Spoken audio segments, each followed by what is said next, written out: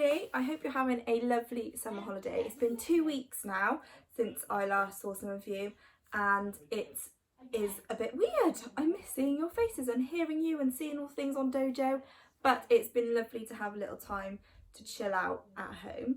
I've misplaced Oliver and the Sea wig. How silly of me. I honestly don't know what I've done with it. I think I've probably left it in school, so I might have to pick that one up back in September or whenever I can get into school once they finish doing all the lovely work.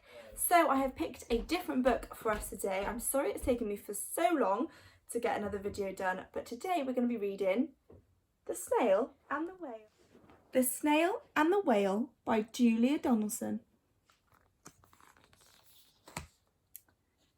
This is a tale of a tiny snail and a great big, great blue humpback whale. This is a rock as black as soot, and this is a snail with an itchy foot. The sea snail slithered all over the rock and gazed at the sea and the ships in the dock. And as she gazed and sniffed and sighed, the sea is deep and the world is wide. How I long to sail, said the tiny snail. These are the other snails in the flock, who all stuck tight to the smooth black rock, and said to the snail with the itchy foot, "Be quiet, don't wriggle, sit still, stay put." But the tiny sea snail sighed and sniffed, then cried, "I've got it, I'll hitch a lift." This is the trail of the tiny snail, a slithery trail that looped and curled and said, "Lift wanted around the world." This is the whale who came one night when the tide was high and the stars were bright. A humpback whale, immensely long, who sang to the snail a wonderful song of shimmering ice and coral waves and shooting stars and enormous waves. And this is the tale of the humpback whale. He held it out on the starlit sea and said to the snail, "Come sail with me." This is the sea so wild and free that carried the whale and the snail on his tail to towering icebergs and far-off lands with fiery mountains and golden sands.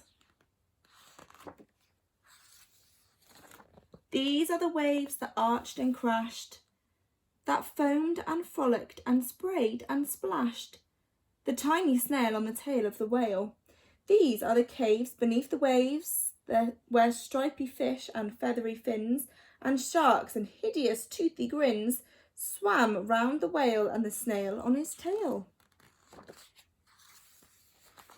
This is the sky, so vast and high, sometimes sunny and blue and warm, sometimes filled with a thunderstorm, with zigzag lightning flashing and frightening the tiny snail on the tail of the whale.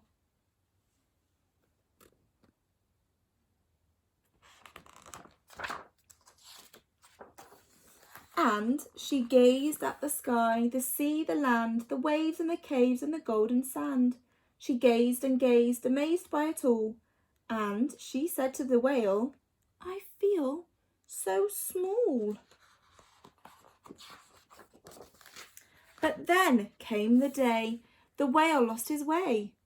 These are the speedboats running a race, zigging and zooming all over the place, upsetting the whale with their ear-splitting roar, making him swim too close to the shore.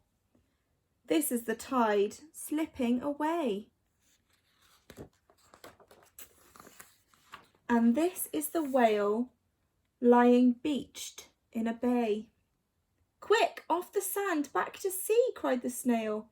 "I can't move on land, I'm too big," moaned the whale.